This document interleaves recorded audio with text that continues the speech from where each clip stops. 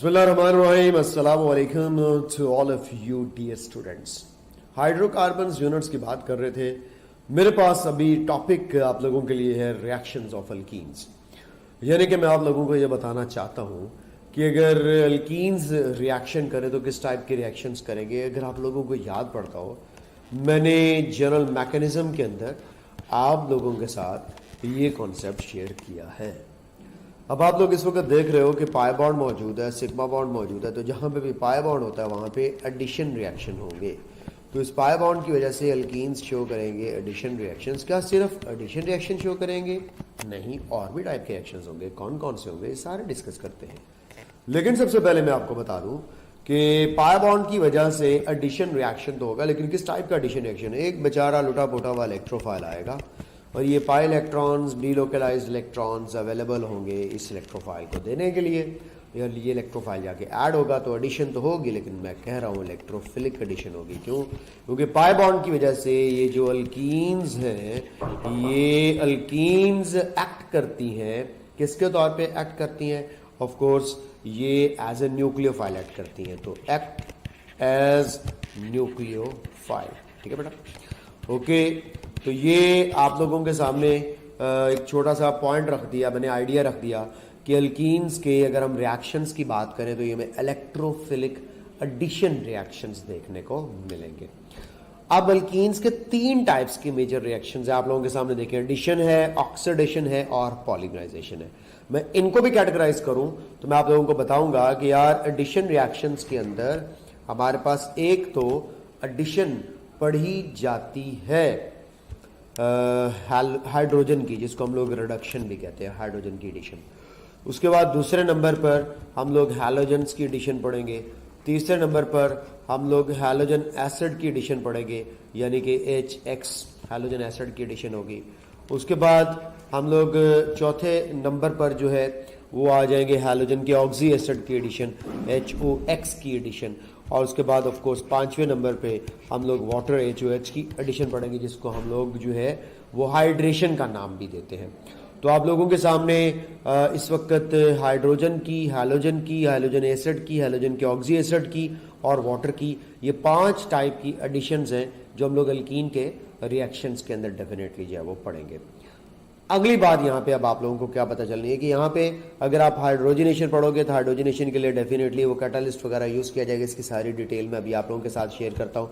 इस तरह आप लोगों को यहाँ पे निकल कैटालिस्ट जो है वो मिलेगा, या आप लोगों को रेनी निकल कैटालिस्ट मिलेगा जो कि एल्यूमिनियम और निकल का अलॉय होता है, या फिर आप लोग प्लाटिनम या प्लाटिनम जो है वो उसको भी यूज़ कर सकते हैं।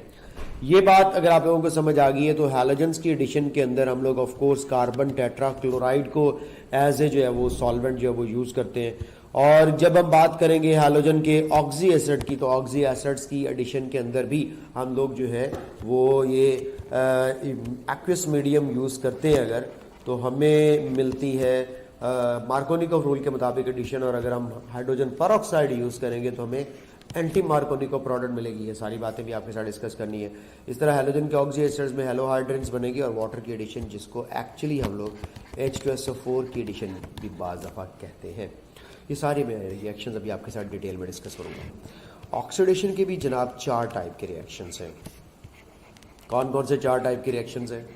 एक तो ऑक्सीडेशन का रिएक्शन है जिसमें हम लोग एक्सेस ऑफ ऑक्सीजन सप्लाई लेंगे, जिसको हम लोग कंबस्शन भी कहते हैं। तो कंबस्शन भी होगी, ठीक होगा जी। उसके बाद दूसरे नंबर पर अगर मैं आप लोगों से बात करूं तो हम लोग ओजोन का रिएक्शन देख सकते हैं। तीसरे नंबर पर अगर मैं बात करूं तो हम लोग कैटालिटिक ऑक्सीडेशन, वो सिल्वर ऑक्साइड कैटालिस्ट वाली वो भी होगी कैटालिटिक ऑक्सीडेशन। और उसके बाद चौथे नंबर पर हम लोग देखेंगे तो वो KMnO4 अल्कलाइन KMnO4 का रिएक्शन, जैसा कि आप लोगों ने पढ़ा हो, जो बायस टेस्ट भी कहलाता है। ये 2 फॉर्म में रिएक्शंस होंगे, हॉट फॉर्म में भी होंगे और कोल्ड फॉर्म में भी होंगे। दोनों के डिफरेंट प्रोडक्ट्स होंगे, हीट के साथ प्रोडक्ट्स चेंज हो जाती हैं।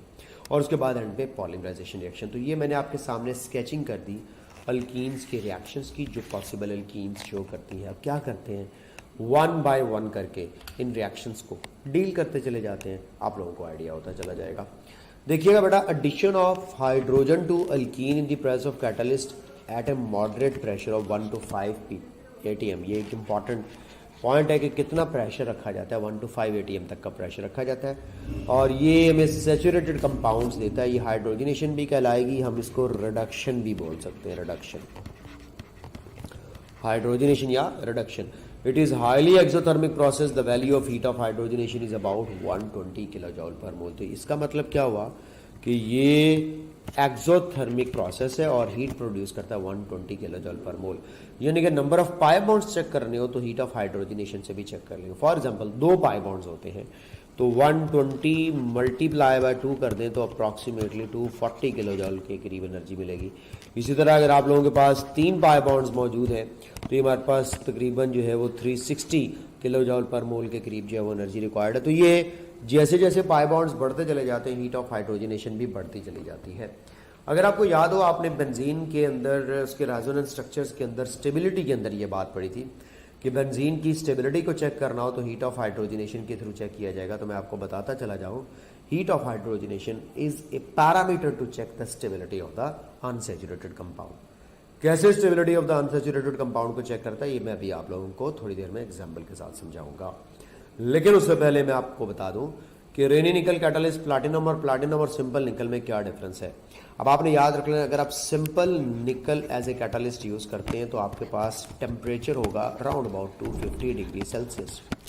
अगर आप रेनी निकल यूज करते हैं यानी कि निकल और एल्यूमिनियम का आप अलॉय यूज करते हैं तो निकल और एल्यूमिनियम के अलॉय यूज करने पर टेम्परेचर 100 डिग्री सेल्सियस होगा जैसा कि आपको दिख रहा है। और अगर आप प्लैटिनम या प्लैटिनम यूज करते हैं तो फिर आपके पास टेम्परेचर रूम टेम्परेचर होगा around about 25 to 30 degree Celsius. तो ये आप लोगों के पास डिफरेंट कैटलिस्ट के साथ डिफरेंट टेम्परेचर रेंजेस हैं जो कि आप लोगों ने याद रख लेनी। एक तो ये बात आप लोगों को पता होनी चाहिए। फिर इसके बाद इस रिएक्शन का स्पेसिफिक नेम भी होता है, इसको सेबेशियर-सेंड्रन रिएक्शन भी कहते हैं। सेबेशियर-सेंड्रन रिएक्शन जो कि अनसैचुरेटेड कंपाउंड्स को किस में कन्वर्ट करता है, सैचुरेटेड कंपाउंड के अंदर। इसके अलावा वेजिटेबल ऑयल को वेजिटेबल घी में भी कन्वर्ट करने के लिए यही रिएक्शन यूज़ किया जाता है। आप लोगों की चैप्टर नंबर 14 मैक्रोमोलिक्यूल्स के अंदर जी ये रिएक्शन लिखा हुआ, हार्डनिंग ऑफ ऑयल, जिसको हम लोगों ने पढ़ा हुआ है। तो ये आप लोगों को different temperature zones different catalyst के साथ और हीट ऑफ हाइड्रोजनेशन के ऊपर अभी मैंने दोबारा से बात जिक्र छेड़ना है। और रिएक्शन के अंदर बात होगी कि अनसैचुरेशन को सैचुरेशन में कन्वर्ट करने वाला पैरामीटर है, वेजिटेबल ऑयल को वेजिटेबल घी में कन्वर्ट करने वाला पैरामीटर है। रेनी निकल की बात करें तो निकल इज प्रिपेयर्ड बाय ट्रीटिंग निकल एल्यूमिनियम अलॉय, आप लोग पढ़ सकते हैं। सोडा, इसके अंदर कास्टिक सोडा भी यूज़ किया जाता है, रेनी निकल कहलाता है। इफेक्टिव होता है ऑर्डिनरी निकल से क्योंकि इसकी पोरस सरफेस होती है जो उसको लार्ज सरफेस एरिया प्रोवाइड करती है और इसकी कैटालिटिक एक्टिविटी को एनहांस कर देती है। रिएक्शन आपके सामने मौजूद है, ये हाइड्रोजन गैस प्रोड्यूस हो रही है, ये बना हुआ है निकल सोडियम एल्यूमिनेट और जैसे साथ में जो निकल हमें ऑब्टेन होगा ये होगा रेनी निकल। ठीक है, अब ये जो निकल होगी ना ये पोरस सरफेस की होगी, यानी कि जब निकल और एल्यूमिनियम का अलॉय यूज़ किया जाता है ना तो उसमें से एल्यूमिनियम मेटल एक्सट्रैक्ट कर लेता है ये सोडियम हाइड्रोक्साइड, तो उसके अंदर फिर ये पैचेस बन जाते हैं, पोर्स बन जाते हैं। इन पोर्स और पैचेस की वजह से क्या होता है, इन पोर्स और पैचेस की वजह से जनाब इसकी कैटालिटिक एक्टिविटी या सरफेस एरिया इंक्रीज हो जाता है।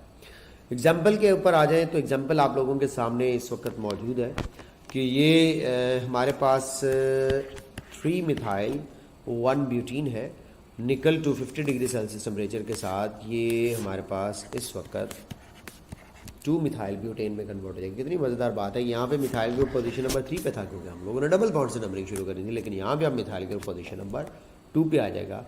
इसका मतलब क्या हुआ, बच्चे बाद दफ़ा जल्दबाजी में ये करते हैं कि ये डबल बॉन्ड पे ये ऐड कर देते हैं और इसका नाम भी वही लिख देते हैं। क्या यहाँ पे था 3 मिथाइल ब्यूटेन, 3 मिथाइल ब्यूटेन कह देते हैं, ठीक है। लेकिन यहाँ पे भी वो जाके 3 मिथाइल, यहाँ पे 3 मिथाइल 1 ब्यूटीन था ना, 3 मिथाइल 1 ब्यूटीन, ठीक है। यहाँ पर भी वो ये कह देते हैं कि 3 मिथाइल ब्यूटेन, बिल्कुल गलत हो जाता है। ये टेक्निकल पॉइंट है जो आप लोगों के साथ में शेयर करना चाह रहा हूँ। तो यहाँ पे आप लोगों के पास अब ये होगा 2 मिथाइल ब्यूटेन, समझ आइए बात की, 2 मिथाइल ब्यूटेन होगा। तो नंबरिंग का ऑर्डर चेंज हो जाएगा क्योंकि वहाँ पे double bond as a functional group था, उसको हम प्रेफर कर रहे थे, लेकिन यहाँ पे फंक्शनल ग्रुप नहीं है, यहाँ से ब्रांच जो नियरर है उसी से ही बातचीत के सिलसिले को शुरू किया जाएगा। ओके डियर स्टूडेंट्स, अब पॉइंट यहाँ पर ये है कुछ आप लोगों के साथ जो मैंने शेयर करना है कि ये तो सारी की सारी बातें थी हीट ऑफ हाइड्रोजन, ये आपके टेक्स्ट बुक का सारा डाटा मैंने उठा लिया। अब मैं हीट ऑफ हाइड्रोजनेशन और स्टेबिलिटी को थोड़ा सा आपके साथ शेयर करना चाहता हूँ। आप लोग देख सकते हैं कि यहाँ पे मैंने अभी 3 मिथाइल 1 ब्यूटेन को आइसोपेंटेन या फिर 2 मिथाइल ब्यूटेन के अंदर कन्वर्ट किया। इसी तरह बेंजीन हो तो वो निकल कैटलिस्ट के साथ साइक्लोहेक्सेन में कन्वर्ट हो जाती है। या अब यहाँ पे आप लोगों को हीट ऑफ हाइड्रोजनेशन का कॉन्सेप्ट देना चाहता हूँ। अगर आपके पास इथीन हो, एक पाई बॉन्ड और आप हाइड्रोजन ऐड करें और निकल कैटालिस्ट के साथ ऐड करें तो आपको मिलेगा यहाँ पे इथेन, और साथ में जो हीट प्रोड्यूस होगी हीट ऑफ हाइड्रोजनेशन वो होगी 120 किलो जाउल पर मोल। ये जो 120 किलो जूल पर मोल है हीट ऑफ हाइड्रोजनेशन आपको मिलेगी। अगर मैं यहाँ पे 2 डबल बॉन्ड ले आता हूँ तो जरा देखिएगा, H2C double bond CH double bond CH2, ये इस वक्त आप लोगों को 1,3 ब्यूटाडाइन मिल रही है। उसी तरह निकल कैटालिस्ट के साथ हाइड्रोजन को अगर हम ऐड करते हैं तो ये 2 मोल ऑफ हाइड्रोजन को ऐड करेगा। ये भी आप लोगों से पूछा जा सकता है कि कितने मोल ऑफ हाइड्रोजन ऐड होंगे, तो ऑफ कोर्स पाई बॉन्ड्स के मुताबिक उतने मोल ऐड होते चले जाएंगे। एक पाई बॉन्ड हो तो 2 मोल ऑफ एटम्स या 1 मोल मॉलिक्यूल का ऐड होगा। 2 मोल ऑफ एटम या 1 मोल मॉलिक्यूल का ऐड होगा। तो इसकी हीट ऑफ हाइड्रोजनेशन कितनी होगी जनाब? इसकी हीट ऑफ हाइड्रोजनेशन के लिए भी देखें उसी तरह कि 120 माइनस वाला मल्टीप्लाई बाय 2 हो जाएगा और ये बन जाता है -240 किलो जाउल पर मोल, अप्रॉक्सीमेटली डबल। लेकिन जब मैंने एक्चुअली देखा तो 240 से थोड़ा सा एनर्जी कम रिलीज हुई। लाइक मैं कहता हूँ कि 2 जो है वो 30 किलो जॉल पर मोल फॉर एग्जाम्पल एनर्जी रिलीज हुई, तकरीबन 10 का फर्क पड़ गया। ये 10 का फर्क क्यों पड़ा? क्योंकि जब भी डाईन्स आती है और उनमें कॉन्जुगेशन आ जाती है, double single double, double single double, conjugated dienes क्या होती हैं? Alternative double single double. तो डबल सिंगल और डबल ऑल्टरनेटिव बॉन्ड्स के साथ कहलाती हैं कॉन्जुगेटेड डाईन्स।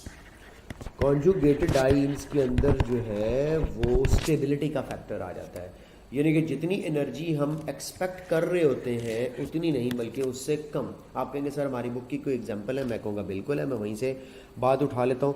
अगर आपको याद हो, साइक्लोहेक्सीन की जो हीट ऑफ हाइड्रोजनेशन थी वो 120 किलो जॉल थी। एक हमारे पास एक्सपेक्टेड वैल्यू थी और एक हमारे पास ऑब्जर्व्ड वैल्यू थी। इसकी एक्सपेक्टेड और ऑब्जर्व्ड सेम थी। फिर हम लोग डाईन ले आए थे, इसमें एक्सपेक्टेड थी 240 मल्टीप्लाई करके 2 से, लेकिन रिलीज हुई 231। तो एक्सपेक्टेड से थोड़ी सी कम एनर्जी हमें ऑब्जर्व देने को मिली, क्योंकि आपको पता है कि ये जो डबल सिंगल और डबल ऑल्टरनेटिव डाईन्स हैं इनके अंदर कॉन्जुगेशन की वजह से स्टेबिलिटी आ जाती है।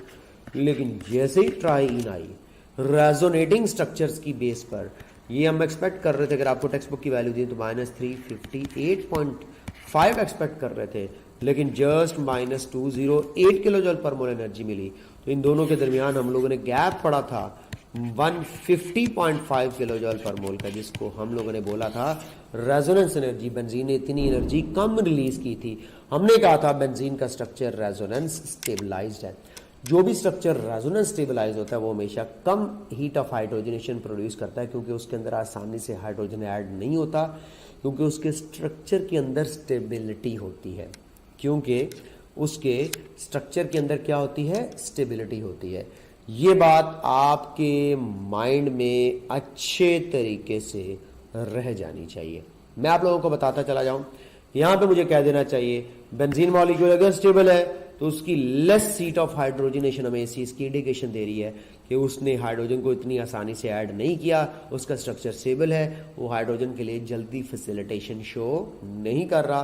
तो मैं कहने लगा हूं अब आप लोगों को कि क्या, कि स्टेबिलिटी जब स्ट्रक्चर में बढ़ जाती है तो हीट ऑफ हाइड्रोजनेशन कम हो जाती है। स्ट्रक्चर में जब स्टेबिलिटी बढ़ जाती है तो हीट ऑफ हाइड्रोजनेशन कम हो जाती है। आप लोग देख सकते हैं यहाँ पे स्ट्रक्चर ट्राईन वाली स्टेबल थी, जिसकी वजह से हीट ऑफ हाइड्रोजनेशन कम थी। जितनी कम हीट ऑफ हाइड्रोजनेशन एक अनसैचुरेटेड कंपाउंड प्रोड्यूस करेगा, उसका स्ट्रक्चर उतना ही ज़्यादा स्टेबल स्ट्रक्चर कंसिडर किया जाएगा। ये हीट ऑफ हाइड्रोजनेशन से रिलेटेड मैंने आप लोगों को बड़े इंपॉर्टेंट एक टॉपिक की तरफ इंडिकेट कर दिया, कुछ आइडिया दे दिया, रिडक्शन वगैरह ये कैसे होती हैं और ये निकल कैटलिस्ट वगैरह भी कैसे यूज़ किया जाता है। उसके बाद अब दूसरी एडिशन की तरफ चलता हूँ जो कि हैलोजेंस की एडिशन है, Br2 addition to be used as a test for alkene, जिसको टेस्ट फॉर अनसैचुरेशन भी चेक किया जाता है। Test for unsaturation, test for unsaturation, तो ये अनसैचुरेशन का टेस्ट होता है। आपके सामने देखिए एक अल्कीन है, ब्रोमीन कार्बन टेट्राक्लोराइड की प्रेजेंस में ऐड हो रही है और 1,2 डाइब्रोमीथेन बन रहे हैं। हम लोग पढ़ते हैं आगे जाके कि इसके अंदर ट्रांस प्रोडक्ट बनती है, ये एंटी एडिशन होती है। ट्रांस प्रोडक्ट का मतलब होता है एंटी एडिशन, यानी कि ऑपोजिट साइड से एडिशन। क्यों होती है इसके भी रीज़न आपको अभी बताता हूँ। सबसे पहले तो आप लोगों ने देखें कि यहाँ पे ब्रोमीन का जो ब्राउन कलर होगा, ब्राउन कलर जो ब्रोमीन वाटर का होता है या लिक्विड ब्रोमीन का होता है वो कलरलेस हो जाएगा, यानी कि कलर डिस्चार्ज हो जाएगा। तो ब्राउन कलर कन्वर्ट हो जाता है कलरलेस मटेरियल के अंदर। तो ये हमारे पास एक इंडिकेशन होती है कि पाई बॉन्ड इज प्रेजेंट। अगर अल्केन्स हो या कोई पाई बॉन्ड मौजूद ना हो तो फिर ये ब्राउन कलर डिस्चार्ज नहीं होता। मैकेनिज्म क्या है बेटा, रिएक्शन 2 स्टेप्स में कंप्लीट होता है। नंबर 1 स्टेप में आप लोगों को कहना चाहिए कि ब्रोमीन के मॉलिक्यूल को पोलराइज करता है अल्कीन। ब्रोमीन के मॉलिक्यूल के अंदर ऑर्बिटल्स के इलेक्ट्रॉन्स को थोड़ा सा डिस्टॉर्शन करवाते हैं, ये पाई इलेक्ट्रॉन्स जो कि मनचले से होते हैं।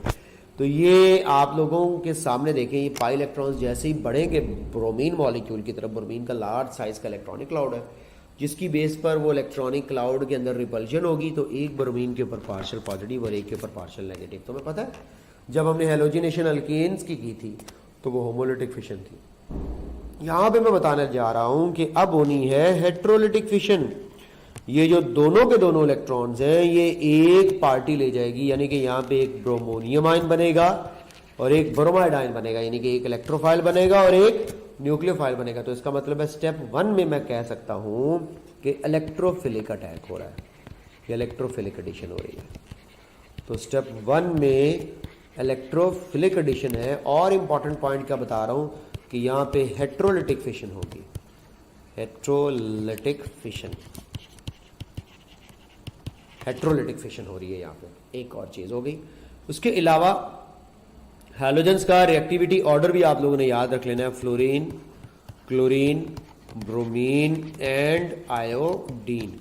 ये रिएक्टिविटी ऑर्डर है हैलोजेंस का, जिसमें फ्लोरीन का जो F पॉजिटिव आयन बनता है ना वो शदीद वाला अनस्टेबल होता है, क्योंकि फ्लोरीन के ऊपर पॉजिटिव चार्ज का आ जाना तबाही की अलामत है। और ये तबाही से बचने का तरीका यही है, इसको फटाफट इलेक्ट्रॉन दिए जाएं तो ये फट से 5 इलेक्ट्रॉन्स उठ के ब्रोमीन के पास तो आ रहे हैं, लेकिन फ्लोरीन के पास इससे भी जल्दी आएंगे, क्योंकि फ्लोरीन हाई इलेक्ट्रोनेगेटिव एटम है और वो अपनी तरफ इलेक्ट्रॉन्स को बड़ी शिद्दत के साथ अट्रैक्ट करेगा और बड़ा फास्ट रिएक्शन देखने को मिलेगा फ्लोरोनियम आयन की वजह से। ठीक है, तो ये ब्रोमोनियम आयन बना और एक ब्रोमाइड आयन। 2 नाम है, याद रख लीजिएगा। पॉजिटिव वाले को ब्रोमोनियम कहते हैं, नेगेटिव वाले को ब्रोमाइड कहते हैं। तो पहले स्टेप में कौन अटैक करेगा? Bromonium ion. दूसरे स्टेप में देखें तो ब्रोमाइड आयन अटैक होगा, यानी कि दूसरा स्टेप होगा न्यूक्लियोफिलिक एडिशन या न्यूक्लियोफिलिक अटैक, न्यूक्लियोफिलिक अटैक। ठीक है, और पहले वाला स्टेप जो था वो इलेक्ट्रोफिलिक अटैक था। अब आप लोगों को थोड़ी सी मजेदार बात बताता हूँ। असल में होता क्या है कि ये ब्रोमीन को इलेक्ट्रॉन मिल जाते हैं दोनों कार्बन की, और एक कार्बन इनमें से इलेक्ट्रॉन डेफिशिएंट हो जाता है। अगर मैं आप लोगों को बताऊं, मैं बल्कि गायब करता हूं पहले, colour colour colour colour colour colour colour white. ज़रा तवज्जो के साथ देखिएगा, ये मैंने आपको समझाने के लिए जो है, गायब हो जाना। ओके, अब ज़रा देखिएगा कि ये बॉन्ड मैंने तोड़ दिया। अब ये ब्रोमीन इलेक्ट्रॉन डेफिशिएंट कैसे है, इस चीज को थोड़ा सा हम लोगों ने समझना है। ये जो इलेक्ट्रॉन पेयर था, ये जब ब्रोमीन को मिलेगा तो ब्रोमीन के साथ तो बॉन्ड बन जाएगा। ये देखो, ये बॉन्ड बन गया, इधर से उठे इलेक्ट्रॉन्स और यहाँ पे बॉन्ड बन गया। ये पॉजिटिव चार्ज अभी यहाँ पे एग्जिस्ट कर ही नहीं रहा, क्योंकि ब्रोमीन की तो इलेक्ट्रॉन की डेफिशिएंसी पूरी हो चुकी है। ये यहां पे बनूंगा। असल में ये पॉजिटिव चार्ज इस कार्बन पे आता है, क्योंकि ये 2 इलेक्ट्रॉन तो ब्रोमीन को मिल जाते हैं, तो कार्बन के ऊपर आ जाता है पॉजिटिव चार्ज। इस कार्बन के पॉजिटिव चार्ज या इलेक्ट्रॉन डेफिशिएंसी को पूरा करने के लिए फिर ब्रोमीन के जो लोन पेयर्स पड़े हुए हैं वो हरकत में आते हैं और वो यहाँ पे इलेक्ट्रॉन पेयर डोनेट करके कोऑर्डिनेट बॉन्ड बनाते हैं। तो यहाँ का पॉजिटिव चार्ज कार्बन का खत्म हो जाता है और वो पॉजिटिव चार्ज अपीयर किस पे हो जाता है, ब्रोमीन पर अपीयर हो जाता है। तो इस तरह से ये ब्रोमोनियम आयन का एक साइक्लिक सा स्ट्रक्चर बन जाता है जिसको साइक्लिक अडक्ट कहते हैं। अब ब्रोमाइड आयन ने दूसरे स्टेप में अटैक करना है, वो इधर ब्रोमीन वाली साइड से अटैक करने की कोशिश करता है। ब्रोमीन कहता है हाँ कोई जगह नहीं है यहाँ से, पिछली तरफ से जाके अटैक करो। तो वो फ्रंट से तो अटैक कर नहीं पाता क्योंकि वहाँ पे ऑलरेडी ब्रोमीन ने अपनी जारादारी, ब्रोमोनियम आयन ने अपनी जारादारी बनाई हुई है। तो इसीलिए ब्रोमाइड आयन बैक साइड से पतली गली का रास्ता रहता है और इस कार्बन पे आके अटैक करता है। उसके बाद देखो ये जो दोनों इलेक्ट्रॉन्स हैं ये ब्रोमीन को मिल जाएंगे, ब्रोमीन की डेफिशिएंसी पूरी हो जाएगी और इधर से कार्बन को पीछे से आने वाला ब्रोमाइड दोनों इलेक्ट्रॉन दे देगा। तो ऑपोजिट साइड से एडिशन की वजह से ये एंटी एडिशन कहलाती है। क्या कहलाती है? एंटी एडिशन कहलाती है। तो ये ट्रांस 1,2 डाइब्रोमो इथेन बन गया जो कि एक एंटी एडिशन प्रोडक्ट की फॉर्मेशन है आप लोगों के सामने। तो इस तरह से मैंने आप लोगों के सामने ये हैलोजिनेशन रिएक्शन एक्सप्लेन किया। एक और मैकेनिज्म उम्मीद है आप लोगों को समझ आया होगा। 2 स्टेप्स में ये मैकेनिज्म जो है वो कंप्लीट हो रहा था। अब आपको मजेदार बात बताता हूं कि अल्केन और अल्कीन में अगर मैं ब्रोमीन वाटर ऐड करता हूं तो ब्रोमीन वाटर का कलर है ब्राउन। कोई आपसे सवाल पूछे कि what will be the colour in alkane, what will be the colour in alkyne, तो अल्केन में तो रिएक्शन होना नहीं है, तो अल्केन में उसी तरह ब्राउन कलर ही शो करेगा ब्रोमीन वाटर। लेकिन अल्कीन में रिएक्शन हो जाएगा तो यहाँ पे कलरलेस हो जाएगा। तो रिएक्ट करने के बाद ब्रोमीन का कलर जो है वो डिस्चार्ज हो जाता है। तो इस तरह से ये जो कलर डिस्चार्ज है ये में इंडिकेट करता है, विजिबल चेंज देकर के बताता है कि अनसैचुरेशन एग्जिस्ट करती है अल्कीन्स के अंदर भी और अल्काइंस के अंदर भी अनसैचुरेशन को ब्रोमीन वाटर के थ्रू चेकआउट किया जा सकता है। बच्चा बर्थडे ये था हमारे पास हैलोजिनेशन ऑफ अल्कीन्स। अब अगले वीडियो मुझे हाइड्रेशन ऑफ अल्कीन्स और बाकी एडिशन रिएक्शंस पर बनानी चाहिए ताकि शॉर्ट वीडियोस के अंदर आप लोग ज़्यादा बेहतर तरीके से चीज़ों को समझ सकें। तो watch kindly next video on the hydration of alkenes and remaining addition reactions. Bye.